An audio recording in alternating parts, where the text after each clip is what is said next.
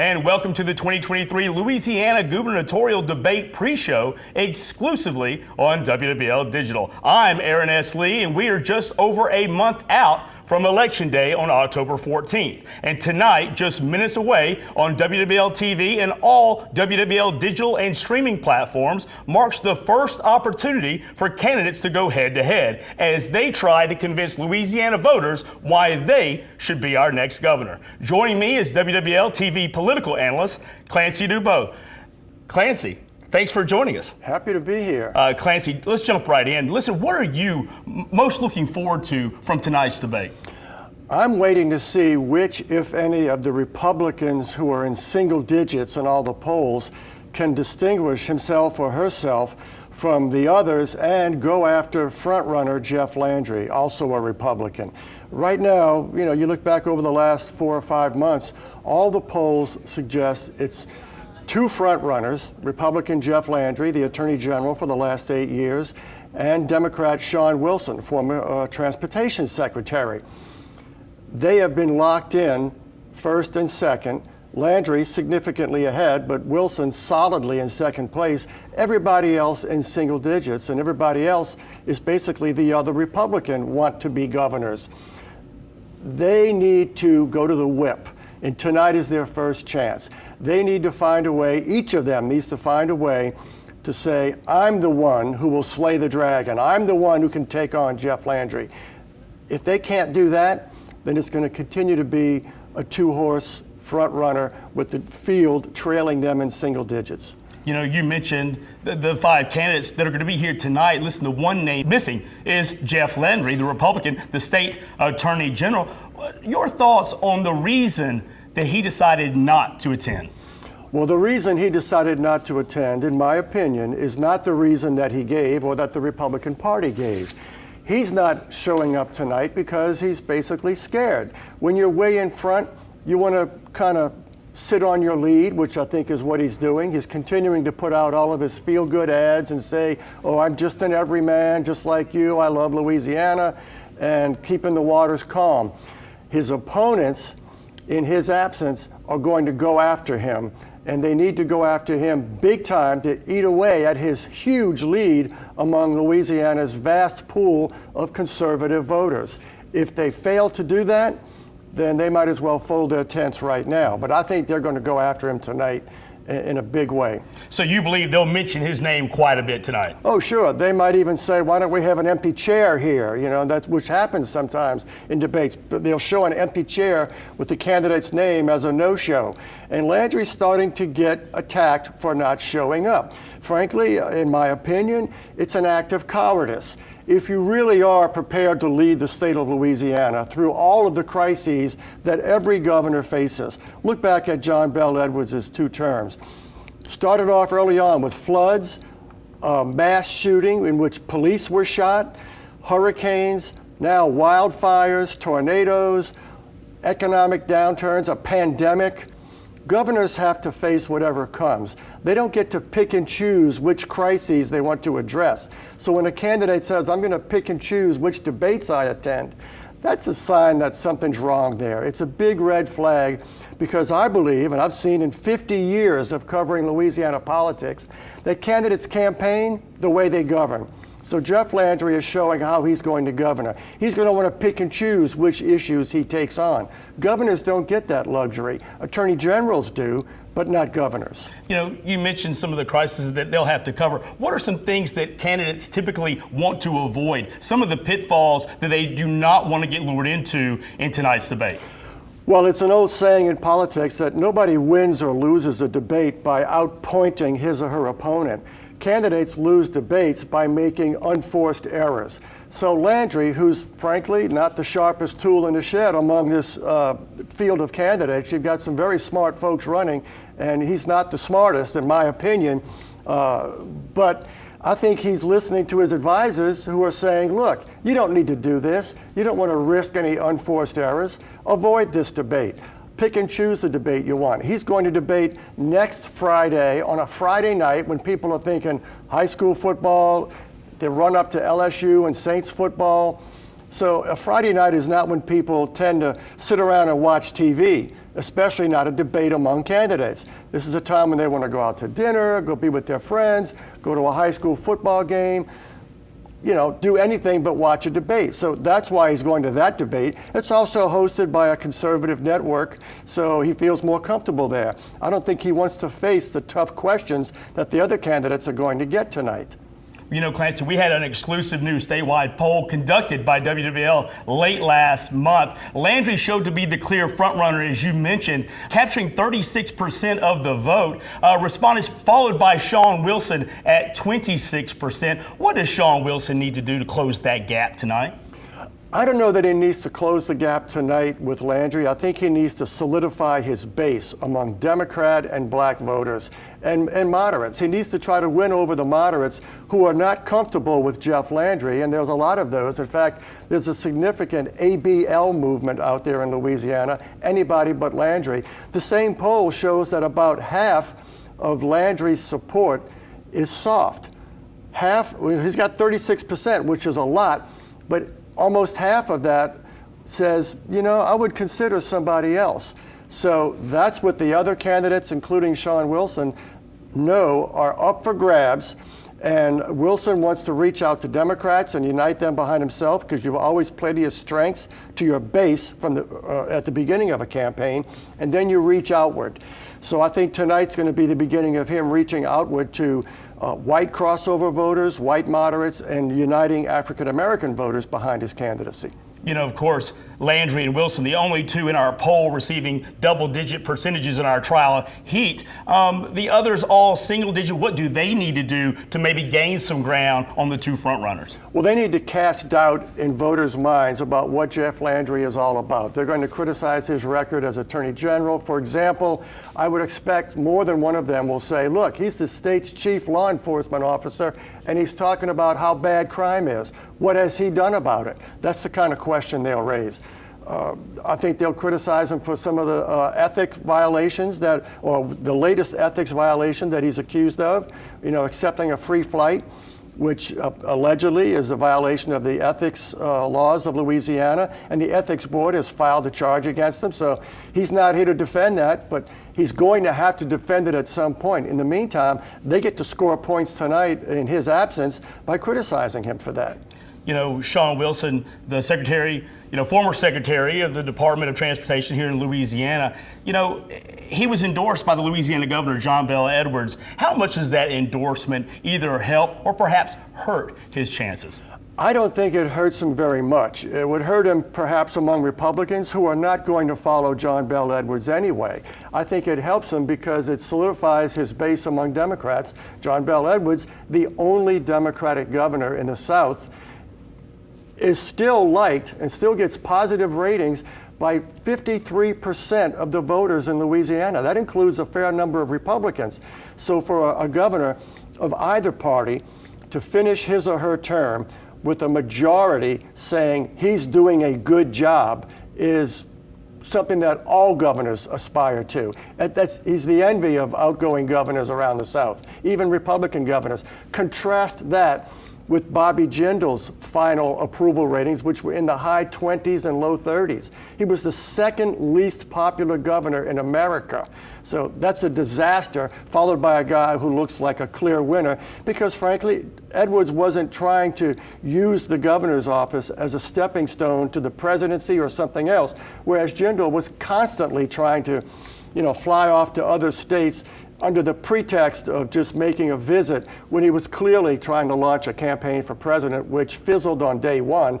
But Edwards said and acted like he was here for Louisiana. He didn't have other aspirations. He wasn't using the office as a stepping stone, and he did well. Nobody ever accused him of chickening out of anything or of having ethics violations. So he's got high marks. So I think it definitely helps Sean Wilson solidify his Democratic base, and he needed that endorsement right out of the gate, and he got it. I want to go back to our poll. Respondents made it quite clear that crime, violent crime that is, education, insurance rates, and economic growth were the biggest concerns. How can we expect the candidates to address those issues tonight? Well, they've all been saying, I'm going to do something about this. I'm going to bring down insurance rates. I'm going to fight crime. I've got a plan. They need to get specific. They need to show not only what their plan is, but why that plan will work. And each one needs to show why he or she is the one who can actually get it done. Well, you know, we talk about crime being the biggest concern. 51% of the 800 voters polled said that we need to get tougher on crime and put criminals behind bars longer. 41% believe longer sentences are not the solution. Where do these candidates stand? Well, you know, those poll results are a little bit contradictory to one another. Everybody wants to get tough on crime, but they also feel, citizens are now convinced, that just locking them up and throwing away the key, which Louisiana has done for over a century, is not the answer, because we are the most incarcerated state in the country and one of the most incarceral places in the world, and yet our crime rate keeps going up. So voters get that just locking them up doesn't bring down crime. They don't want violent criminals to walk. They want violent people who are out to hurt others behind bars. But locking everybody up, they say, and they agree, is not the answer. So candidates have to put forth, I think, a specific plan. I think they need to address what is it about the criminal justice reforms that were enacted in Louisiana several years ago and which are still rolling out and still beginning to have whatever impact they're going to have. What's working about that, what's not working, and what specific changes they will make, and why those proposals will work, in their opinion. And you have to convince voters that their ideas are not only good ideas, but that they can implement them and they can make them happen.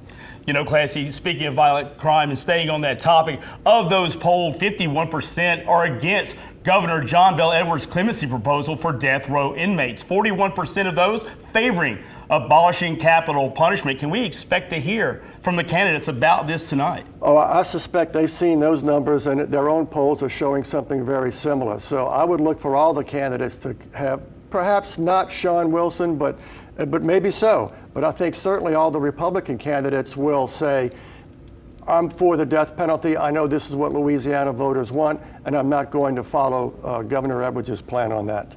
You know, Louisiana's abortion law is also a polarizing topic. 50% saying we need to change the recent law to expand the right to abortion. 42% saying to keep it as is.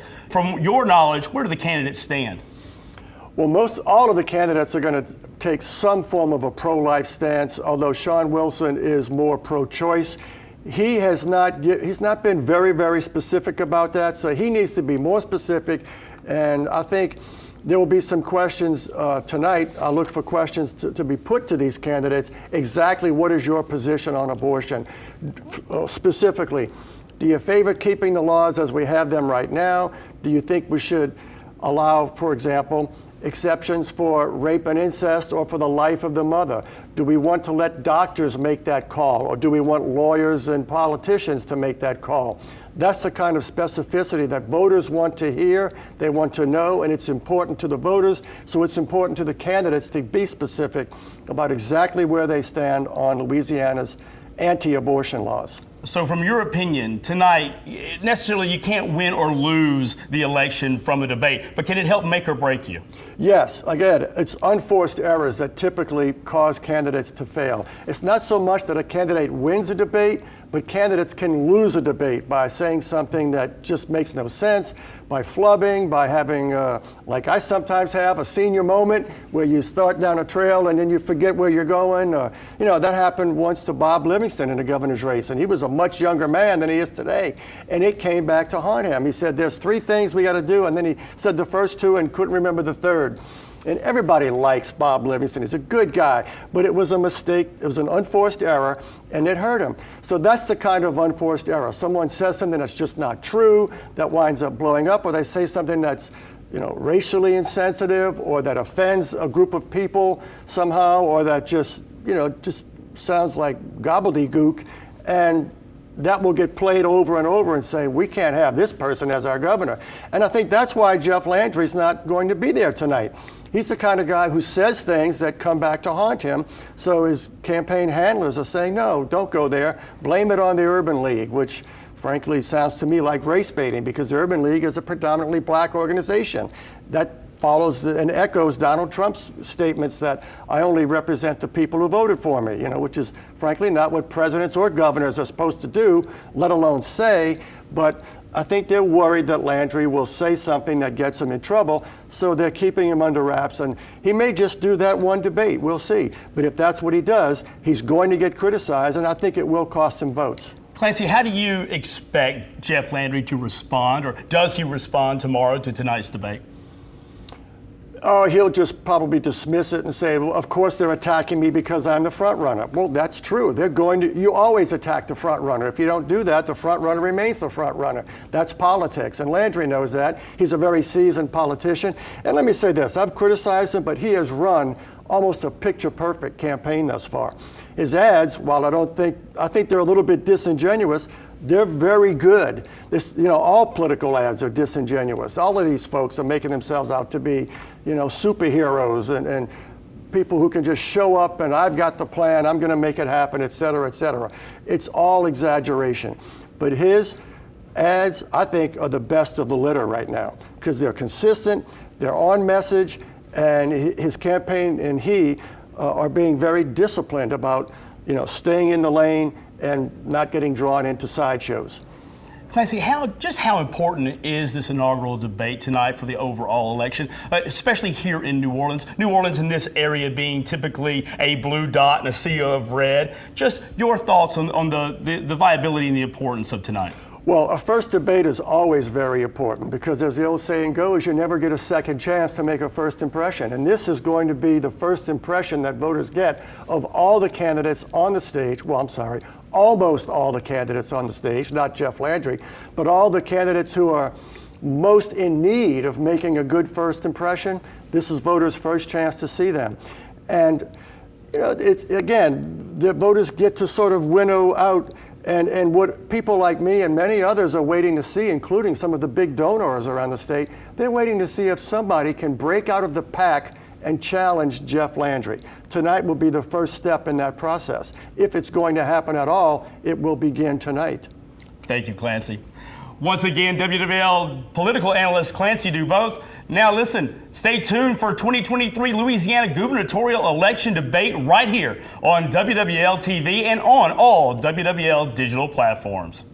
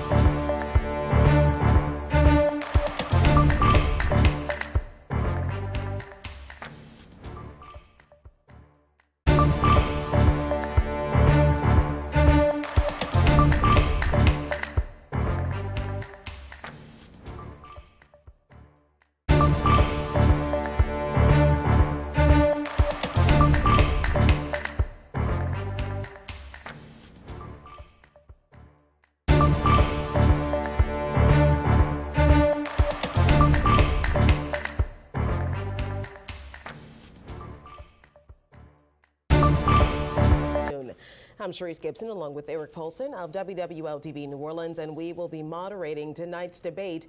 The primary election is Saturday, October 14th. If no one wins more than 50% of the vote that night, then the top two vote getters will head to a runoff election in November. And we have 5 of the top polling candidates in our debate tonight. And we'll go in order of, there was a draw, we'll tell you more about that. But we'll start off with State Treasurer John Schroeder, State Senator Sharon Hewitt, former President and CEO of the Louisiana Association of Business and Industry, Stephen Wagasback, Attorney Hunter Lundy, and former Transportation Secretary Sean Wilson. By the way, the candidate who is leading in most polls, including our exclusive poll, is Jeff Landry. We invited Jeff Landry to this debate. He declined, made a bit of news about that, but he will not be here tonight, but we're glad to have you all here. And the rules are pretty simple for this. You'll be asked questions by journalists through this hour-long debate. Each candidate will have a minute to answer. If another candidate is calls out somebody's name, then that candidate whose name was called out will have 30 seconds to rebut that comment. During the debate, we'll have 2 lightning rounds, and we know politicians hate lightning rounds. These are yes and no questions. And so we'd like you to keep it at yes and a no. The questions are based on some of the responses to a poll commissioned by WWL-TV and our debate partners. And the order in which you are seated and the way we'll start the questioning was done by a lottery, and it was under the supervision of the nonprofit and nonpartisan Public Affairs Research Council. All right, with that in mind, we have John Schroeder. You are our first candidate tonight. Now, several of you have campaigned that you will crack down on violent crime in the state by putting offenders behind bars. But according to an analysis that was done by the Times-Picayune and numbers by the FBI, even when Louisiana incarcerated the most people per capita in the country, we still had the highest murder rate in the nation.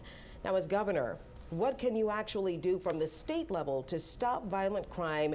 And really, are you proposing anything other than jailing more offenders? Again, you have 1 minute to respond.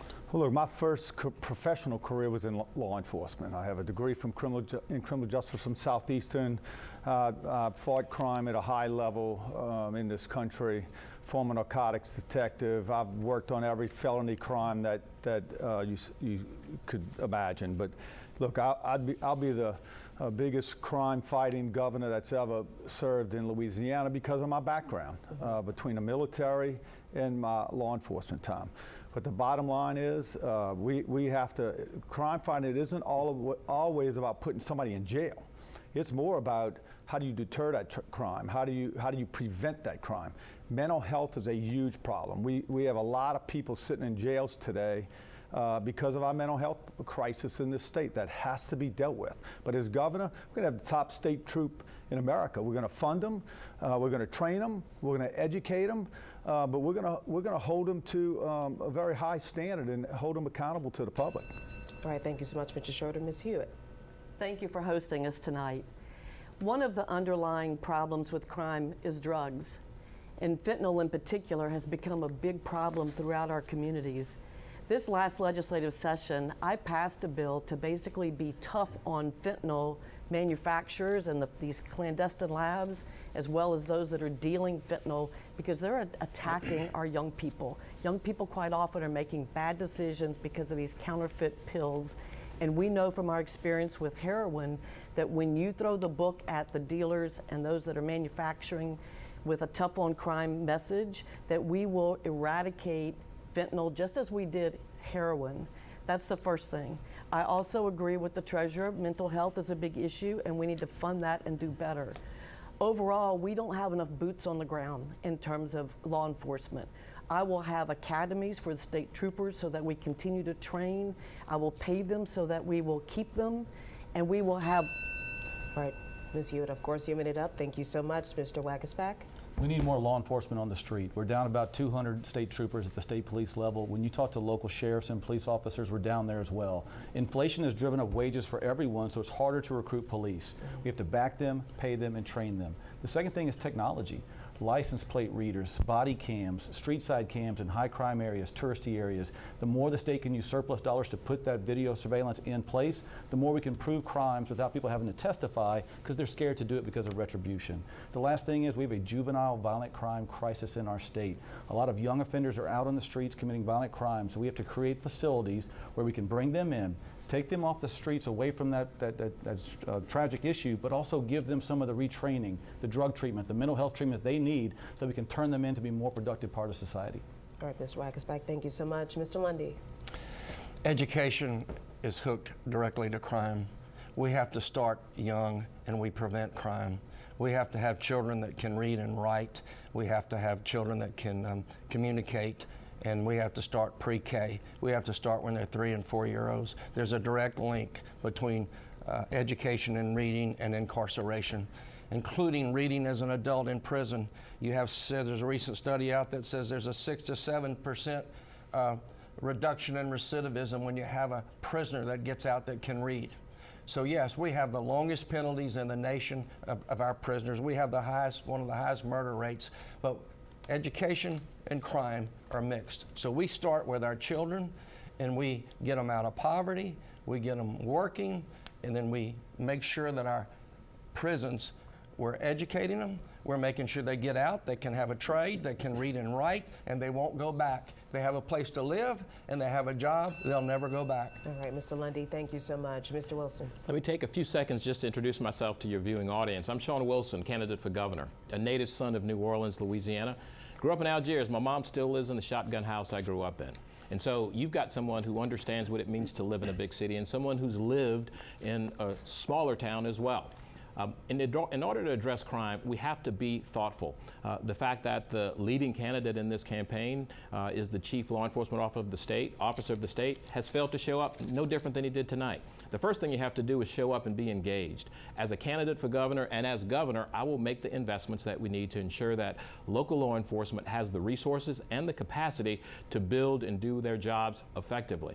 I'm also going to invest in the workforce development so that we can have a law enforcement capacity across the state so that law enforcement agencies have the number of people they need. You've got to invest in mental health, you've got to invest in education, you've got to invest in reentry programs and preventive measures as well.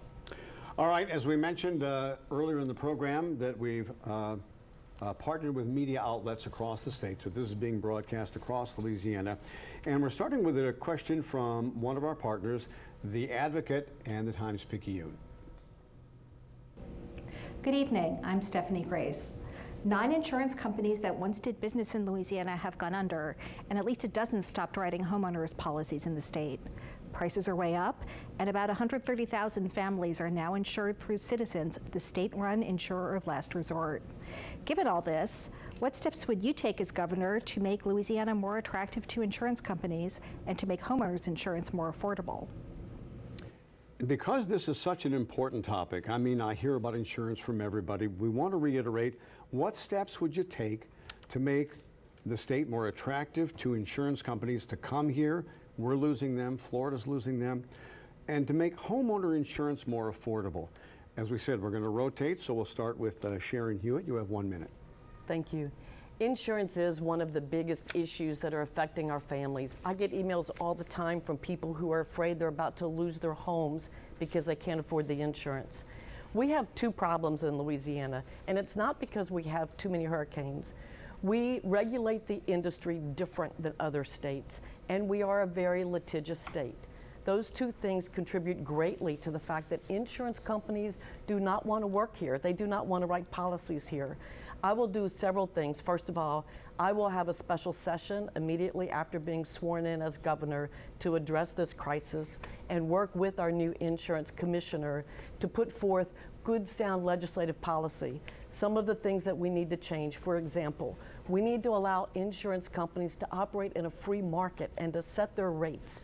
Current law in Louisiana allows the commissioner to establish their rates. That does not allow the insurance companies to manage the risk or to manage their portfolio.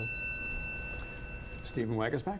This is the biggest immediate crisis we have in Louisiana. People can no longer afford to live in their home. They're having to make choices between food, medicine, or their insurance. It's unacceptable. A special session will be called when I'm elected. I've already worked with Tim Temple, the incoming insurance commissioner, to put together that agenda.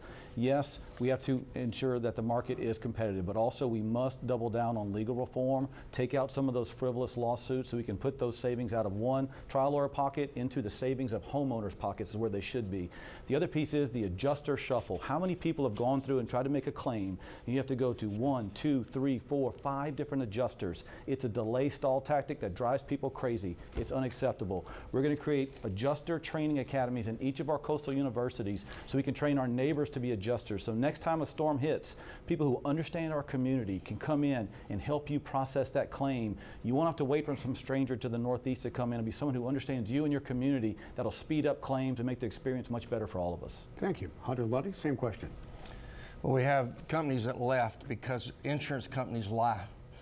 I know personally after the Laura storm in August 27th of 2020 that the adjusters came to Louisiana and they didn't walk into a house with a moisture meter. They wouldn't advance any money, and you ask why? Well, go look at the tax returns, go look at the payments the CEOs made at the end of 2020. They paid themselves millions of dollars of bonuses because they took the premiums and didn't pay the claims. When you shut the justice system down, that's what happened. And it was shut down during COVID. So we saw a crisis because of Laura, Delta, then Ida. So everybody has to come to the table. Yes, I'm going to call the session in. I'm going to call in insurance companies, and they're going to come back. Right now, State Farm's taking the market back because they're getting rid of the ones that they didn't want to have here. So everybody's going to have to speak truth. Everybody's going to have to act truthfully. Everybody's going to have to come to the table. Yes, we'll do something about the FEMA program. We will fight the homeowners program. Thank you. Sean? As I travel the state and talk to residents, North and South Louisiana, individuals are reeling from the cost of insurance. Absolutely, we will have a special session, but more importantly, I'll tell you the type of things that we're going to do. We're going to look at adjuster accountability. We're going to look at transparency. We're going to look at passing laws that will require payments by a certain time to ensure that individuals get what they deserve and that we hold the big insurance companies accountable. The fact that the state bailed them out with $45 million was necessary, but it's not sustainable. We have to go a little bit further than that. We have to pass common sense laws that's going to affect whether or not an individual's driving record or their credit allows their premiums to be set. Those are the types of things that I'm going to advocate as governor. We will need someone to hold those big insurance companies accountable, and I'm the only candidate in this race that has over 25 years of working with individuals, whether it's in Congress, in corporate America, or in government at different levels to get things done. My record stands out in terms of delivering results and putting people first. That's the kind of governor I'm going to be here to protect you and to help you survive these types of crises. Thank you, Mr. Wilson. And last but not least, John Schroeder. Look, we're going to have to entrepreneur our way out of this. I have met with the new commissioner. I believe some of our fixes, we don't know what they are yet. You know, one of the great things about it, being an entrepreneur is you get thinkers, you get problem solvers in a room, and you find solutions. But this is crushing the average family in this state. It's also crushing our small mom and pop businesses that can't afford the insurance, and they're normally 60, 90 days from being out of business anyway. I'm going to call a summit. And in that summit, everybody's going to be at the table, from the construction industry, the insurance companies, and the legal community. And I'm not going to advocate. I'm going to be in that room. I'm going to lead this change. We've got to work with the commission to come up with solutions. But at the end of the day, the billboard lawyers are going to have to sit at the table, and you're going to have an opportunity to work with us. And if you don't, then we're going to fix it one way or the other. But for the best of Louisiana, we all have to be at the table to address this problem.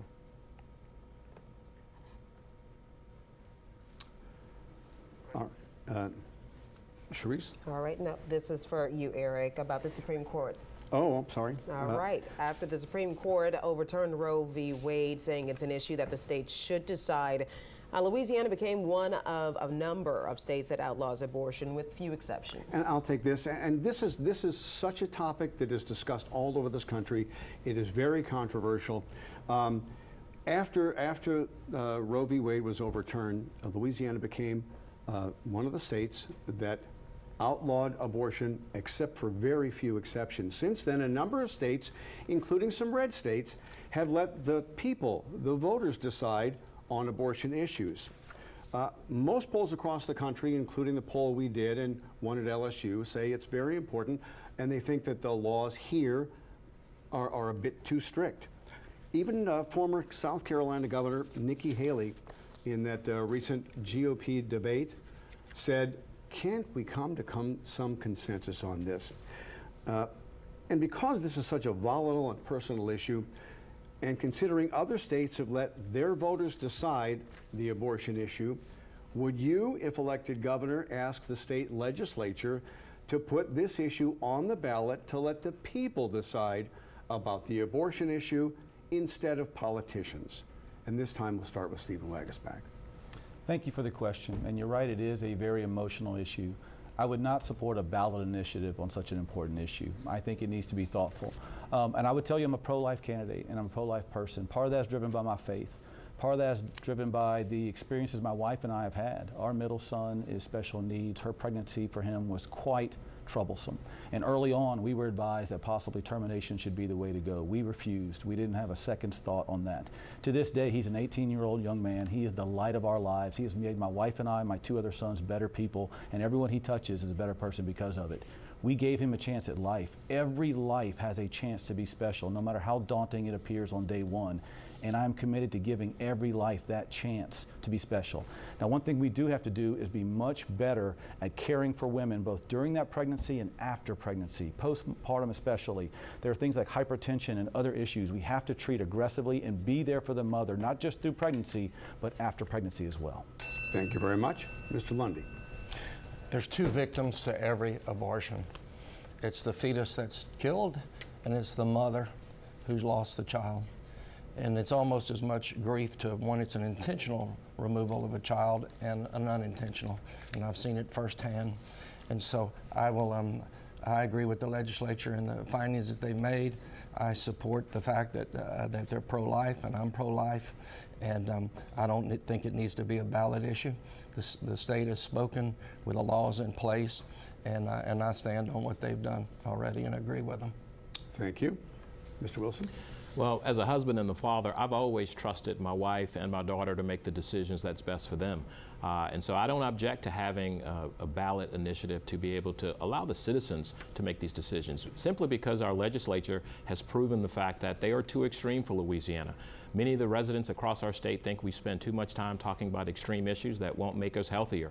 The reality is it's important to hear them and let them have a say-so in what's going to govern their lives. I will tell you, I'm the only candidate in this campaign that has supported exceptions, and the fact that we have not had exceptions for rape or incest in the life of the mother, given the trigger laws that we have, are putting lives in jeopardy. It's simple as that. If we're going to be healthier, if we want to really talk about maternal care and maternal mortality, we've got to absolutely give individuals a choice to have some decisions on how to govern themselves. That should be decisions that they make with their doctor, their lord, and their spouses, and or individuals for their children. So I trust the individuals of this state. We have had too many constitutional amendments. We should have one for this one as well. Thank you. John Schroeder? I fully support our legislature. This is probably one of the biggest issues that I've watched, one of those social kind of issues where the majority of the legislature has agreed. So I'm pro-life. I support the laws that are in place. I've watched bipartisanship on this issue for years now. I see no reason to do that. This is the process we live by, and the people are represented by every legislator that they send to that building, both in the House and Senate. Look, I'm a brand new foster granddaddy. Hi, Evelyn. And look, there's a lot of ways, a lot of things that we can improve on in this state, especially in a foster program, adoptions. There's a lot of things we can do to help facilitate. But my wife and I are as pro-life as you're going to get, and I support the laws in place, and I commend the legislature because I believe this is one of those issues where they've worked pretty good on. And Sharon Hewitt? Thank you. I'm unapologetically pro-life. When the Dobbs decision leaked, we were in legislative session 2 years ago, and we knew that every state was going to be in a legal climate after that.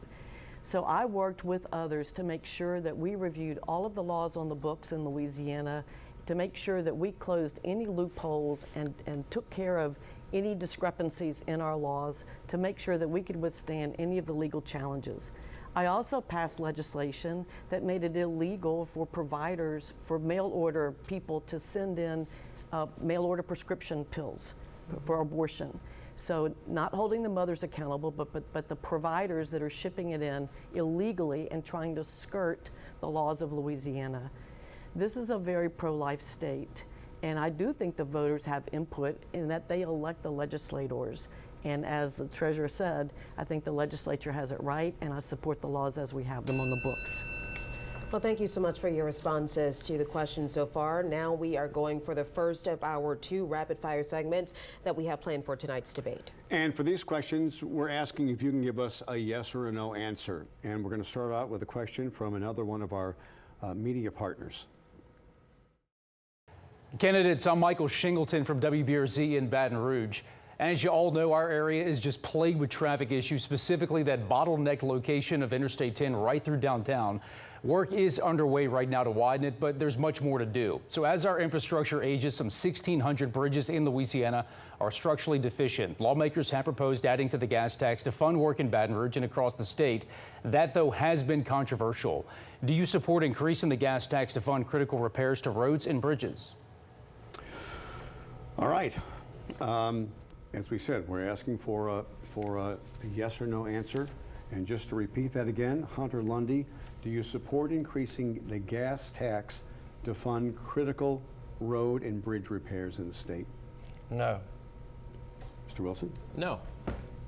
No. Mr. Schroeder? No. No. Okay. All right, got through that rather quickly. Next question. The second question in our lightning round. Black households in Louisiana, they earn half of what white households earn, according to the Federal Reserve Bank of St. Louis. Do you believe that closing the wealth gap should be a priority of an administration that is led by you? We want to get a yes or no question only, and we're starting with Sean Wilson. Absolutely. Mr. Schroeder? Yes. Ms. Yes. Hewitt? Absolutely. Yes. Thank you.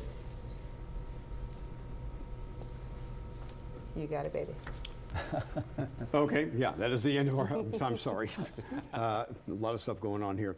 That's the end of our first rapid round. We'll have another one coming up a little later in the program. All right, we want to get back to those long form questions. We start with the issue of our exclusive poll found really was the second most important to voters, that is after crime, and that would be education, an issue that is affecting all of us here. This next question from one of our media partners has to do with teacher pay. I'm KATC anchor Taylor Toole. Louisiana ranks 43rd in the nation for average teacher salaries, according to the National Education Association. Governor John Bel Edwards proposed a permanent raise of $3,000 for educators.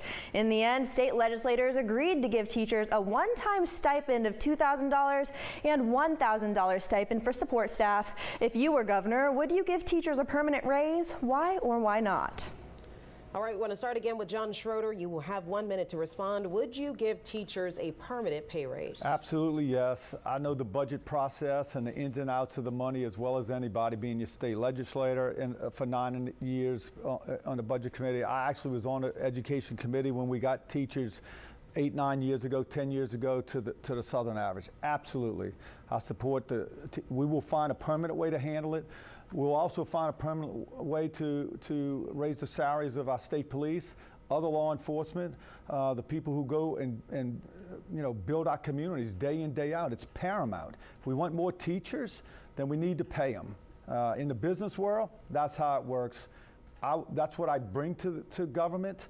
I run it like a business, just like I would want my employees treated at home. I treat them the same way. Teachers need to be respected, and one way to show that is through their pay. And you will recruit quality people when you pay them well. All right, Sharon Hewitt.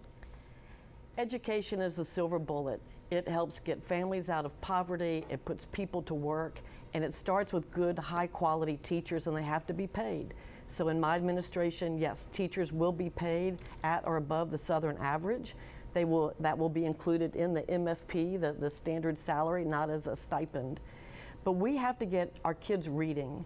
I have done lots of work in the area of literacy. Right now, Louisiana is one of 3 states where our literacy scores have improved because we're back to teaching phonics. This year I began tackling math, numeracy skills. So our kids are learning the foundational math skills in 4th through 8th grade. Under my administration, we will move into a much more technology-rich education system. We will have computer classes, kindergarten through 12th grade. We will have computer coding at our high schools, and we will have our students prepared for the workforce of tomorrow. All right, thank you, Ms. Hewitt. Stephen Wackersbach. Yeah, it's a great question, and it's really responsive to what I'm hearing on the ground. When you talk to teachers of today, they're fraying at the seams. Pay is an important piece, and yes, we will make sure they are paid. It's funded in the MFP funding formula, and it's sustainable and annual. It has to be that way. But they're fraying at the seams also because of the mental health crisis in our schools. We're asking teachers today to be a counselor, a mental health coach, a career guidance, and sometimes a parent for these children.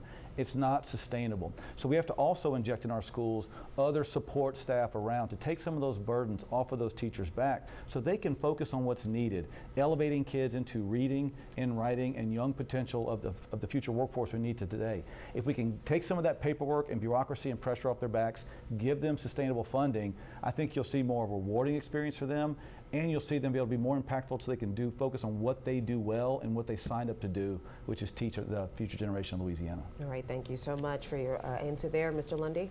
I've said it on the radio, I've said it on the TV. We have to pay our teachers, we have to pay our law enforcement people, we have to pay our firemen. We're 43 in paying our teachers. We're 48 in paying our law enforcement. We're dead last in paying our firemen. So yes, they get a permanent raise. It's there. It's in the Constitution. We can give them the money, and we can give the supplemental pay to the policemen and the firemen.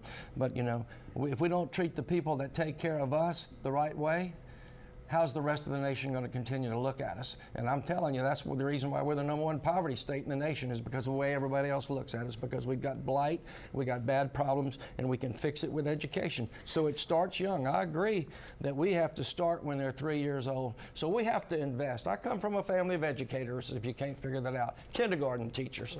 Sister's retired, my mother was one, a college professor. My daughter teaches in the community college. We have to start when they were 3. We got to get them, a child's brain is formed 80% by the time they're 3, 90% by the time they're 4, so we have to start right then and there. All right, thank you so much, Mr. Lundy. Sean Wilson. Well, just respectfully, I thought I was supposed to go first on that one, but that's okay. Let me just tell you this. I'm a product of the public school system. I grew up in public schools, went to public universities. More importantly, I've been married to Rocky, my wife, for 28 years. She started off in early childhood education. She's now an assistant principal, and she's been a teacher for many years in between. I know firsthand the plight of our teachers, and the idea that there's deflection around, are we going to make it a commitment and a real commitment, is scary. The fact that everyone wants to talk about changing education, but no one wants to talk about how do you sustain that. If you talk about paying at the Southern Regional average, you're just paying at the top of the bottom half. We need to develop a system that we guarantee teachers the salaries that they need to be attractive. The fact that we've got some teachers in our state starting off at $37,000 is laughable. If we want them to stay in Louisiana and work for our children and educate our babies, we need to make sure we pay them. That is what it takes, and it's going to take a governor like Sean Wilson to put it in the Constitution, to make sure they get paid and that they have regular increases in the process. Give them the certainty that they deserve. Mr. Wilson, thank you so much. Well, this next question is from another media partner and focuses on the economy and employment. Both were in the top 5 issues voters are most concerned about. That is according to our exclusive statewide poll. Good evening. I'm Jeff Bimefor from KTBS-TV in Shreveport. Name one specific thing you would do to attract business to Louisiana, and by doing so, would keep young, educated professionals from leaving the state. Well, you will have 1 minute again to respond. We begin with Ms. Sharon Hewitt. What is one specific thing you would do to attract more business to the state of Louisiana? Well, there's 2 deterrents, I will say. I'm going to talk about 2 things. Businesses, first of all, want a stable, predictable, simple tax climate. We have to get to where we have a fair tax climate for businesses. We have to get to 0 state personal income tax, and I think that we're on a path to do that. I have a Hewitt blueprint, by the way, on my website where you can read more about my ideas on how we're going to do that. We also have to get rid of the lawsuits. We are one of the worst states in the country in terms of lawsuits, and we have to do legal reform. Businesses do not want to be here. Oil and gas companies are a great example of that. The Attorney General has sided with the trial lawyers in suing the oil and gas companies and driving that industry out of our state. As a former oil and gas executive, I understand the energy business, and I'm going to make sure that those companies know that Louisiana wants to be a leader in energy. We want to be energy independent, and I'm going to make sure they have a place right here in Louisiana. Ms. Hewitt, can you clarify lawsuits from whom? Ask me again, I'm sorry? Lawsuits from whom? The Attorney General has partnered with the trial lawyers in suing 200 oil and gas companies in Louisiana, and he is not a friend of the oil and gas industry. This is something that is driving the industry, our #1 industry in the state, out of the state of Louisiana. This is our state's bread and butter. The entire country depends on Louisiana to provide energy. Right. Thank you, Ms. Hewitt. All right, Mr. Stephen Wagesback. It's more than one thing to attract new business to Louisiana, so I'll try to be quick. First of all, we do have to simplify our tax code and make it more easy to comply, especially for small business. Right now, it's very complicated to pay their sales taxes. You have to have a streamlined process for them. The second thing is workforce. Companies are around the move in America, and they're going to states that have a qualified workforce, someone that can read and write and have good soft skills and stay off drugs. We're going to revamp our workforce development system and provide that. The last thing is Baton Rouge has tried for years to make every region of the state look and feel the same. The strengths and weaknesses in the New Orleans region are different than in Northeast Louisiana, Northwest, Central, etc. So I'm going to have regional goals for each one. Sometimes it's a mega site for the next auto plant. Sometimes it's developing that river corridor here between Baton Rouge and New Orleans to bring in new manufacturing. Every region will have its own game plan and a partner in me as governor, and we'll exercise each region's plan to be attractive to the entire country. All right, thank you so much, Mr. Wagesback, for that answer. Mr. Hunter Lundy. Yes. To get jobs, we have a twofold approach. Right now, clean energy is one of the approaches. So we announced 2 weeks ago that there's going to be a green hydrogen plant built in Calcasieu Parish. Next, they've already approved the solar area that's going to feed the green energy, and the reason why is they're going to create methanol, because all of your maritime business in Europe is going to methanol.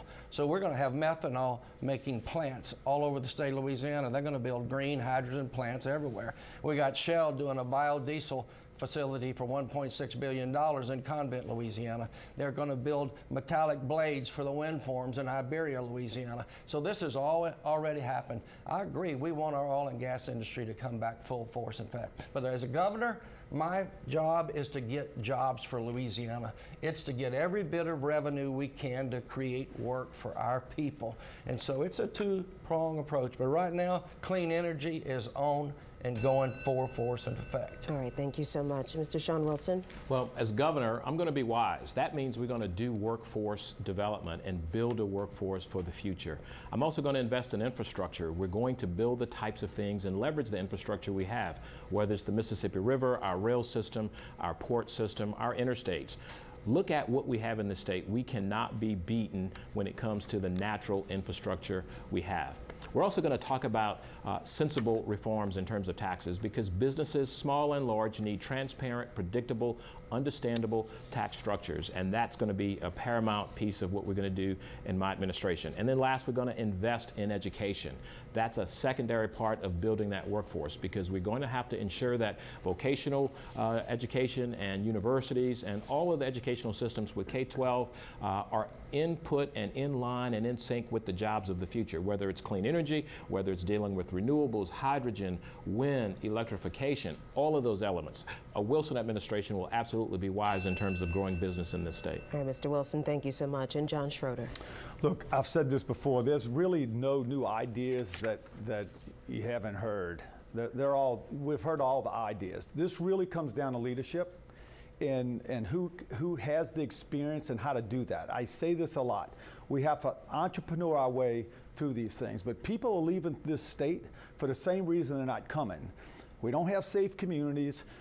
We don't have a first-class public school system, and you constantly have to deal with the cronyism and the corruption of this state. I am tired of the 85 percentile who go to work every day, do what they're supposed to do, pay their taxes, follow the rules, only have the 15% benefit from the politics of all of this. I've seen it. I watched it. You manage a $60 billion operation, you see it all the time. It's one of the major reasons I'm running. We need a CEO who is incorruptible, the rules will be the rules and access is equal to all. because if you can't do that, all these other ideas won't matter. It's the foundation that we have a problem with. All right, Mr. Schroeder, thank you so much. And our next question, recently the Louisiana NAACP called for a national travel advisory for tourists and events coming to Louisiana after the state legislature passed several bills designed at aimed at the LGBTQ community. The governor vetoed those bills. He was overridden on one of them. With that in mind, what would you say to conferences, other events, even sporting events who might be reticent to come to Louisiana, spend their tourism dollars because of the state's direction toward the LGBTQ community? We'll start with Stephen Wagasback. You have 1 minute. I think Louisiana is one of the most welcoming states that the country has. And I think if you really talk to people who visit here, they would tell you the same thing. You talk to anyone who comes to Louisiana, they say they get here, they have a warm, welcoming experience that's second to no other. And we've earned that reputation, and we have that reputation. Now, when it comes to the LGBTQ issue, I think the legislature was talking about impact on children. And we have a duty to protect children in this state. And there was a bill that came up dealing with sex change operations for children. And that's what the issue was. I think the legislature made the right idea, the right call. We have to protect children at all costs. I don't think that hurts our reputation. I think that helps our reputation. I think the country is looking to come here to not just enjoy when they travel and visit, but also know that we're going to have the values that represents them and represents what this country is all about. And I think that's what we've done. Thank you. Mr. Lundy? Yes, it was an issue about transgenderism, I think. And so I've said all along, and I think that we agree that don't mess with our children. That's it. What consenting adults agree to do, that's fine. But this was an issue about that issue. And I know that it's a volatile issue. It's one that sparks extremism. But I'm sorry, that's the way I believe. We don't mess with our kids. And a consenting adult does what they want to do, whether I agree with them or not. You know, I have my belief system, other people have their belief system, and they can do what they choose to do. But we have the best culture in America. New Orleans should be the best tourist city in the nation, and it has been in years past. I think it will be again. Under my governorship, we're going to be the #1 tourist state in the nation. We're going to make sure that all the cities the blight is cleaned up, the poverty is removed, transformation takes place, the crime is reduced, and we'll have the #1 tourist state in the nation. Thank you very much, Mr. Lundy. I'm sorry, Mr. Wilson. You know, we've spent $50,000 a day of public tax dollars to debate issues that infringe on people's rights. And I would say to those companies that see these extreme policies that are a turnoff for them to make investments, to move businesses here, I would say to them that Louisiana is much better than that. The majority of our citizens don't support those extreme policies, as you've noted in polling data that says we spend too much time on issues that don't make us safer, smarter, healthier, or wealthier. I think it's incumbent upon us as citizens to respect people for who they are and allow them to achieve the things that they want to achieve in life. When you talk about these issues of why people come to Louisiana, it's our culture, it's the unique nature of who we are. The fact that on the campaign trail, I've talked to parents who are afraid for their children now because of these extreme policies and positions. I've talked to people who are leaving our state, doctors, professionals, people that we all have said tonight that we want them to stay. Part of the brain drain is that we're forcing that drain out with some of these extreme policies, and I think it's time to put those extreme policies to bed. Thank you, Mr. Wilson. Mr. Schroeder. Look, I want to say a million things. First of all, this is an attack on a fiber of the family, based on what the Old Testament says. This wasn't an attack on some individual. This is an attack to the family culture of the family unit as we know it. And that's a problem.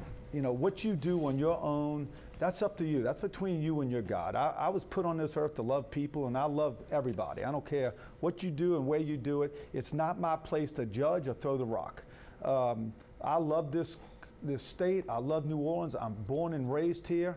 I love the culture. I love its people. I've sworn many oaths, and I've never sworn only to take care of the Democrats or the Republicans.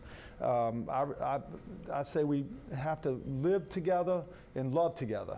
But this was an attack on the fiber of the family, and I fully supported where the legislature was on this issue. And Senator Hewitt. Now, this legislation was about protecting children. Children are not old enough to make these kinds of decisions about sex changes. Children are not old enough to smoke or drink or vote or go to the military. This was about protecting children and giving them the protection that they need until they become adults. Adults can make all the decisions they want, and I respect their right to be able to do that. But this was about protecting children. I think we do have a great culture. People visit Louisiana all the time because of our culture and our hospitality and our uniqueness. And I do not believe that this is an issue that is going to stop conventions from coming here.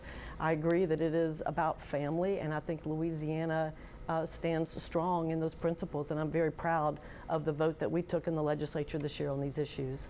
Thank you. We appreciate you all staying with time limits too. All right, another major topic that we have here, multiple studies have been conducted on Louisiana's Cancer Alley, which stretches from New Orleans to Baton Rouge, with 25% of the nation's oil production taking place there. There are dozens of chemical plants, and the closer people live to those plants, the higher risk they have for cancer. That is according to the EPA. And earlier this year, the Department of Justice ordered the Danka plant in LaPlace to reduce emissions. Now, this next question tonight is for our candidates. What is your plan to protect the health of the residents who say chemical plants near their homes have damaged their health while still allowing for those industries to continue to provide jobs to those communities? We begin with Hunter Lundy. You have 1 minute to respond. I just want an assurance from industry that they're going to comply with the law. You know, we have laws on the books. You know, most of the reporting to get permits for air pollutions are self-reporting. So we need to monitor it, we need to check it out, we need to make sure residents are living safely. I've spent a career helping people in economically deprived communities. I got the whole community of Mossville removed in Calcasieu Parish, 2,000 people, because there was a plume of ethylene dichloride underneath the neighborhood. So I've gotten creosote registered as a carcinogen when they wouldn't do it. I can go on down the list of the products that I was involved with helping communities like this. So it's a real problem. There has to be a balance. I'm an enterprise person. I'm a free market. I'm all about industry, but I'm also about compliance, and I'm also about balance. And if you mess up, clean up. If you spill something, clean it up. If you mess with our air or our water, clean it up and do it right then and there. And they should have monitoring for the people in the community to see whether or not they have health effects. Well, Mr. Lundy, thank you so much. Sean Wilson. Well, as governor, I understand the importance of having clean water and clean air. We talk about health outcomes on a regular basis in the state and how unacceptable they are. We have to recognize that both the private sector that's doing business up and down the river as well as on the Gulf Coast, they're here for a reason, to earn a living and have a quality of life. And so are the families that are supporting those industries and living in those communities. Everything from transparency of reporting and accountability are things that will give people the information and the tools that they need. You also have to hold individuals and entities accountable. That's where responsible relationships occur. That's where you have a DEQ to ensure that we have some systems in place to hold them accountable, to make sure that our families and our individuals who are suffering as a result of mistakes are treated fairly and equally, and that they are managed, those situations are managed properly to ensure that people can be safe. There's a way for us to coexist. We have to have a collaborative, communicative relationship, and as a governor, as a candidate, and as a professional in this state for 25 years, we've been able to work together to solve big problems, and this one is no different. All right, Mr. Wilson, thank you. John Schroeder. Well, look, I touched on this a little bit. You know, it's we have to be good stewards. I'm a businessman, and in the development business, you have to take care of your community, but you have to listen. And you can't stuff things down their throat. And I don't like the way government decides that they're going to stuff something down a community's throat. So I support that we follow the law, that the rules are the rules, and access is equal to all. That's important, because the public have lost faith and trust in government. And I can tell you, as an Army veteran, it bothers me that our government imposes its will on our communities the way it does, like they've done at Lake Maurepas with this carbon capture issue, like they're doing down south in St. Bernard and in Plaquemine Parish, where the government is imposing its will on the public and telling them, hey, move your families, move your business. We don't care if you've been here for generations. We have to be better at that. Government works for us. It's not us that works for government. So I fully support the families, and if industry is doing something wrong, then they should fix it. All right, Mr. Schroeder, thank you so much. Sharon Hewitt. Thank you. This is one of the most regulated industries we have, the refining industry, with all the federal regulations and the state regulations, and they are very regulated. We have to make sure, and I will as governor, to make sure that the Louisiana Department of Environmental Quality enforces the permits, enforces the laws, and holds people accountable that don't do that. Because yes, clean air and clean water, everyone deserves that. Everyone is entitled to that. And I do think that one of the things that has been an exciting opportunity for Louisiana in terms of economic opportunity is that almost all of these refineries now are working on carbon capture. And the top 25 projects that have been announced in the state in the last 2 years all have a carbon capture component.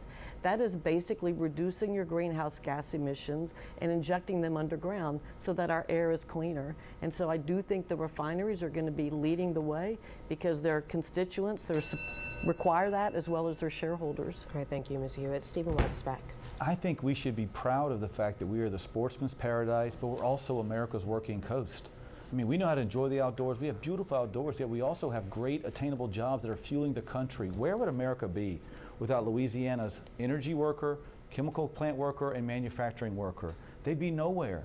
The country depends on us, and so those jobs are also attainable, good jobs. In the parishes where you have those facilities, you have the highest average teacher pay, the highest average income in those parishes. You have small businesses flourishing, and you have a general growth in those areas. And a lot of those are for low-income family jobs that are elevating themselves out of poverty.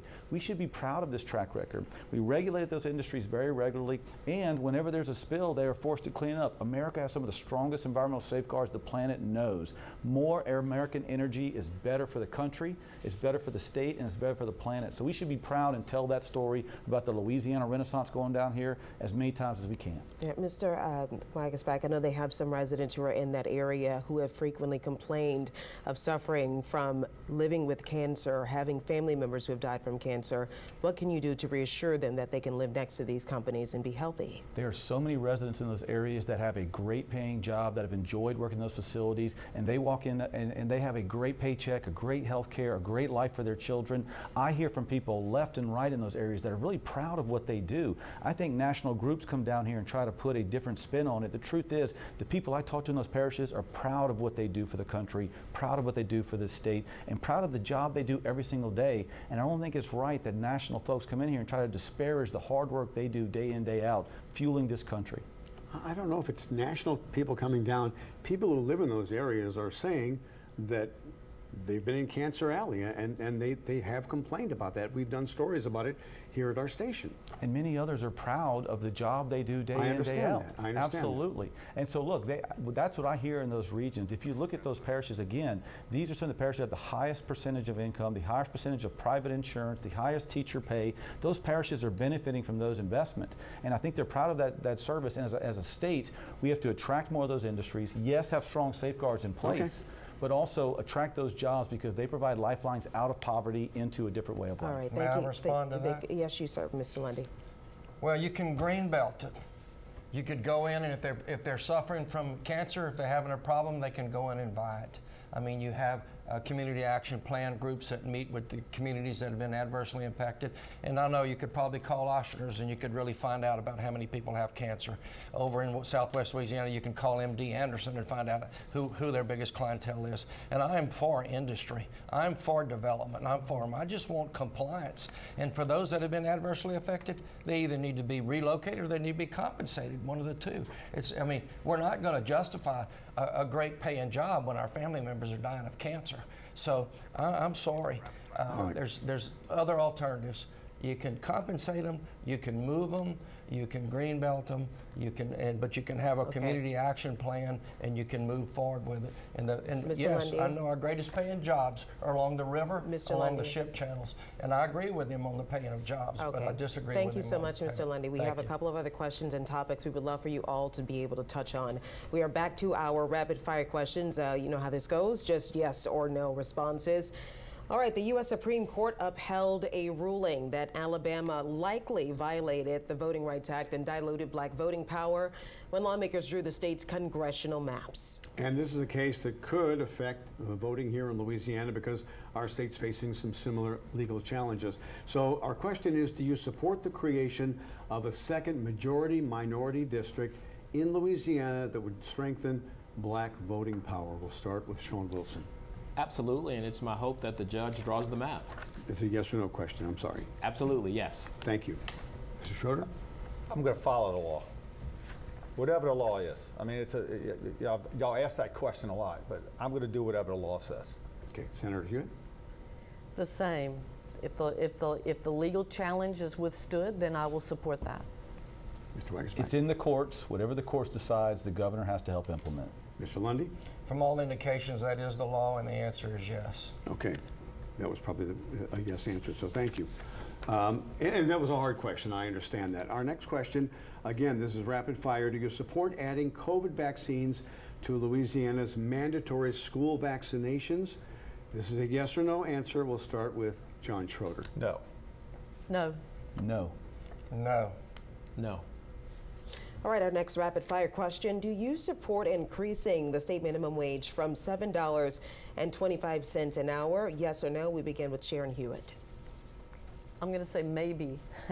I think it's time to Jesse? have the conversation. Yes or no, Ms. Hewitt? I'm on record of having said no in the legislature up until this point. Okay. But I do think it's time to have the conversation. Okay, thank you for that. Mr. Wagerspack? No. Mr. Lundy? Yes, I support increasing the minimum wage. And Sean Wilson? Absolutely, I support it. It's unacceptable to live on $7.25. Thank you, Mr. Wilson. John Yes. Schroeder? All right, thank you. Our next one, again, these are yes or no questions. As governor, would you renew the portion of the state sales tax that's set to expire in the year 2025? We'll start with Mr. Wagerspack. Yes or no? These are not yes or no questions. I told you wouldn't like them. Well, it's not a matter of like or dislike. The fact is, when I'm elected governor, we're going to focus on the 2 years of growing the economy, and that increased investment will mean we will not need So that, yes that, or no, that, you'd that sales support tax that? renewal. You- The goal okay. is not to renew it by growing the economy over the next 2 years. I'll take that as a no then. Correct. Mr. Yes. Lundy? Mr. This Wilson? is a time that we should be investing in Louisiana and not going back to the cuts of the Jindal years. Clearly, we need to be maintaining the resources to invest in education, So that's a yes? public safety, and infrastructure. That's a yes? Absolutely, it's a yes. Mr. Schroeder? No, but I think the Senator ought to have an opportunity to answer since everybody else did. Senator, do you want to say something? Yes or no? Yeah, I'm going to say no because I don't think we're going to need the revenue. We're going to be fine. We don't have a fiscal cliff. Okay, let's go to our next rapid fire question. This is another one you're not going to like. As you know, some former state troopers are facing felony charges in connection with the fatal arrest of Ronald Green, a case we all know well. At first, the trooper said that Green died of injuries in a crash following a police chase, but an Associated Press investigation uncovered body cam video that clearly shows Mr. Green was still alive as the white officers beat, stunned, and dragged him by his ankle shackles. So our question, again, a yes or a no, do you think the state police department has a problem with racially biased policing? And we'll start with Mr. Lundy. Yes or no? Yes. Mr. Wilson? Yes, I do. Mr. Schroeder? I would say they have some problems, but overall, no. Senator Hewitt? Yeah, I think we have some bad apples, but I don't think you can say that across the board that we have a problem. So my answer would be no, but I do think that in that case, that was a problem. Okay. Mr. Wagerspack? That was a horrific incident, but you can't disparage the entire department because of that horrific incident. No. Okay.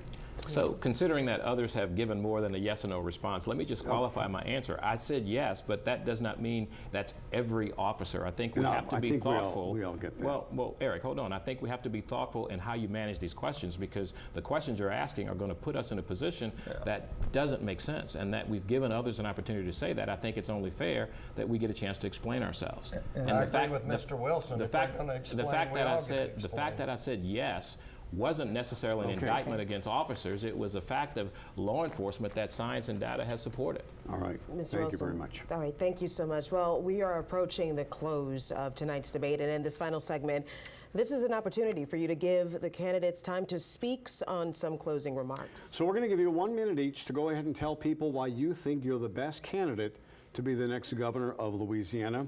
And we will start with John Schroeder.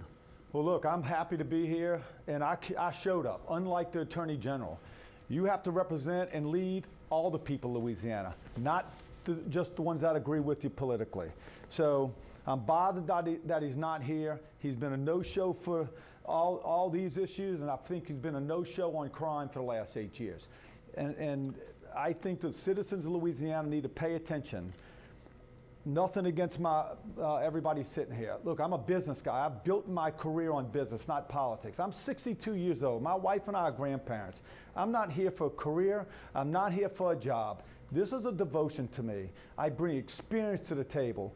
10 years in law enforcement and military, 9.5 years in the legislature, over 30 years in a variety of different businesses, all in the metro area, building thousands of jobs, investing our money. We believe strongly in family, and I also believe strongly in leadership, and we got to kill the corruption and cronyism problems in this state. Thank you very much. I want to lead the state to do that. Senator Hewitt. This is one of the most important elections in the history of our state. I think it's time for the citizens to draw a line in the sand and say, we've had enough. We don't want to be mediocre anymore. We want to elect people who are going to lead this state in a different way, not the same old political way, but let's elect a leader like an engineer who is a doer, not a talker. I come from an executive leadership position, an engineering executive with a major oil and gas company, where I learned some of the best leadership skills from some of the best people in the world. I've spent time in the public schools as a volunteer.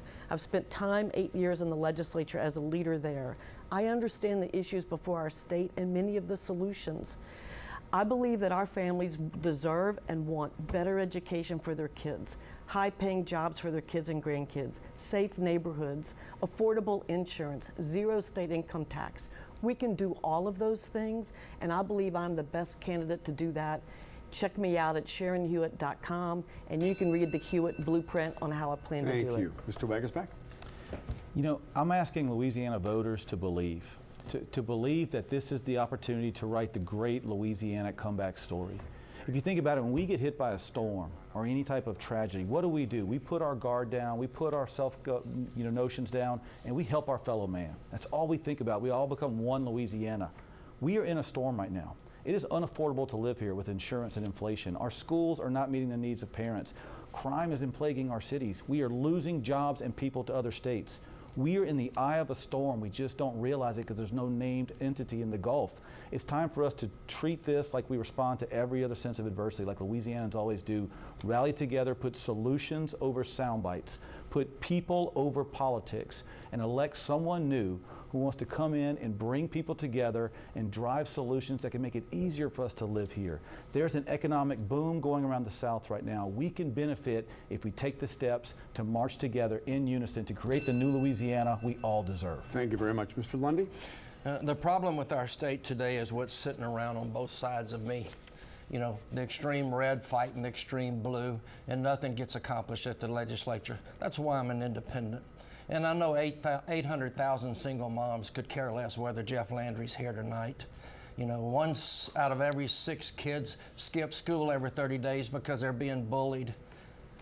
Our firemen, our policemen, our teachers are woefully underpaid. They could care less whether Jeff Landry's here today.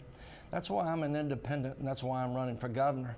And so, yes, our crime, our poverty, our education, they're all linked. Education's the answer to curing poverty. We can go in community by community. We can create redemption laws to where we can take adjudicated property and we can put it in an ownership of a team, and we can take private governmental partnerships and nonprofits, and we can transform this state city by city, parish by parish. There's money to do it. Thank you. I'll be the governor that does it. Finally, Mr. Wilson. First, thank you to the host of tonight's debate, and thank you for the viewers. And I hope you were able to see that there's a lot of deflection in this campaign. There's a lot of folks that are going to talk around the issues instead of doing what's right for you. I'm the only candidate with 25 years of service to this state, always serving you honorably, with transparency, with integrity, and with accomplishment. I've worked for Republican and Democratic administrations. I'm going to be a governor that's going to work to make sure the people of Louisiana are safer, smarter, healthier, and of course wealthier. And if it doesn't address any of those 4 issues, we shouldn't be wasting time on it. I'm the only candidate that has that proven record. I'm going to always show up for you. I'm going to show up in good times and in bad times. I'm going to show up when you need us the most. I'm not going to dodge the issues. I'm going to talk to you straight up, head on, and tell you what the truth is all the time.